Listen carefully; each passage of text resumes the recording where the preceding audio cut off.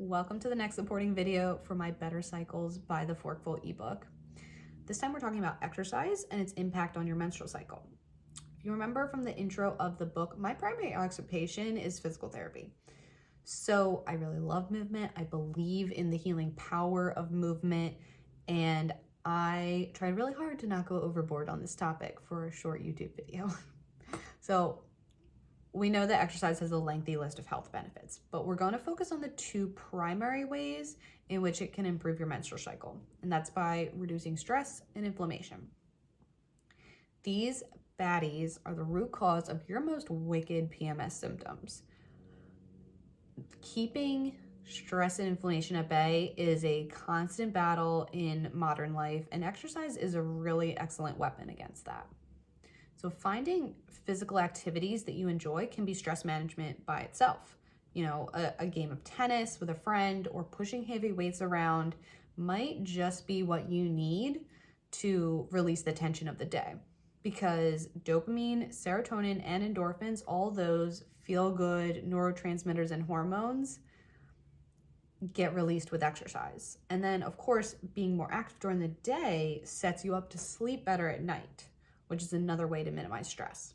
As for inflammation, exercise improves your sensitivity to insulin by building muscle. The more muscle we have, the more glucose those muscles can soak up. So now your blood glucose stability is going to improve. You'll get that nice, gentle curve, and that alone is a huge knock to inflammation. Movement also improves the circulation of blood and lymph through your body, so that it can dislodge those metabolic waste products and toxins and bring them all to the liver for detoxification. And then once we have improved blood flow and muscle contraction, that's going to stimulate gut motility for more consistent bowel movements as well. So better detoxification and elimination in one. We love it. We've now racked up a method of stress management, a sleep aid, a way to improve your blood glucose stability to further reduce your cortisol production, and improved liver and GI function for estrogen management, all in one health intervention. That's not even an exhaustive list of the benefits of exercise. Maybe you're coming around to understand why everybody recommends it. Let's define what counts as exercise in this situation. So if you've been rolling your eyes at me for the last couple minutes and vowing to never set foot in a gym of grunting, sweaty bros, even if it's for the sake of your hormones, I completely respect that.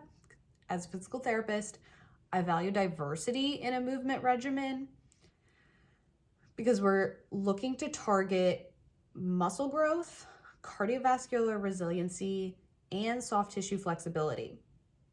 You can find all of those things outside of a gym. You know, taking a hike on the weekend, walking in the evenings, playing pickleball with a friend, joining a local rec team, even just running around the park with your kid. It all counts, and it's all better than a sedentary lifestyle. We need to release ourselves from this fitness influencer ideal of a workout and recognize that there are opportunities for movement that just naturally come up in our lives. So might as well take advantage of those. That being said, I do want to unplug the importance of weight training as a woman, because it's so great to see more and more women reclaiming this area of fitness. The truth is that all humans need muscle, right? It's the organ of longevity, the one that will maintain your quality of life through your decades. There's that saying about putting more life in your years rather than years in your life. Well, maintaining your muscle mass and bone density is what is going to do it for you. Because one of the biggest threats to an older woman's quality of life is a loss of bone density, predisposing her to falls and injuries. So our bone density peaks around 30 years old, holds steady for a while, and then slowly declines as we get closer and closer to menopause, as those estrogen levels are dropping. And that's because estrogen plays a really significant role in bone mineralization. Pretty crazy. but it's true stuff. And we can't prevent menopause, like that's coming for all of us. But we can do our darndest to preserve our bone density with exercise. Bones break down and then build new cells in response to muscles pulling on them. Therefore, physical activity focused on resistance training brings about healthier, stronger bones.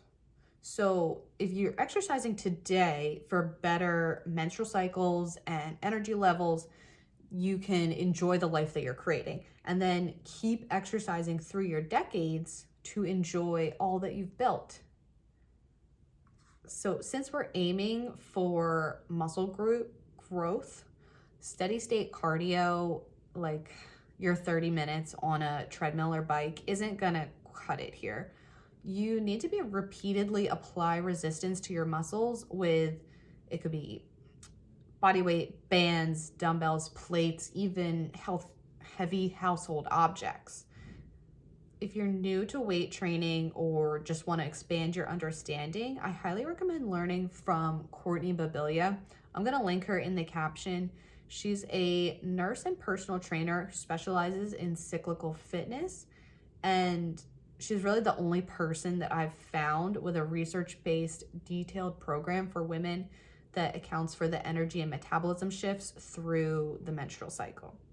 If you're tired of other hormone health content that only recommends low intensity activities as if you're this like fragile butterfly because you bleed, Courtney's approach to fitness is absolutely refreshing. After all that, it would be negligent of me to skip over the impact that overexercising can have on our menstrual cycles, because as much as I appreciate exercise, it's not always glossy, right? Overexercising was one of the primary contributors to my own 1.5 years with no periods.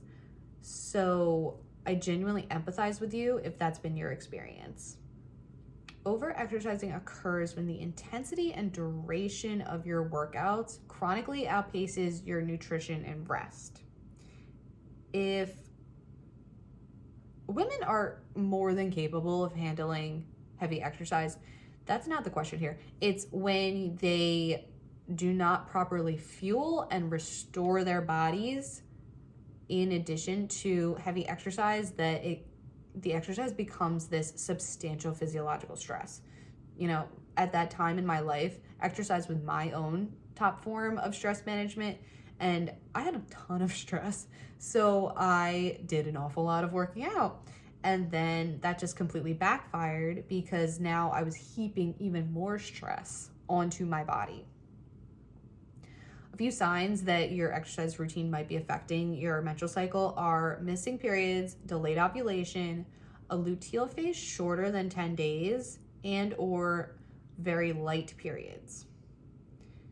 If this sounds like you, it is very important to work with a qualified practitioner to nourish your body and restore your adrenal health.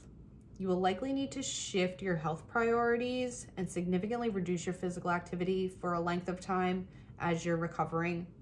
How much and how long of a period depends on your own personal factors.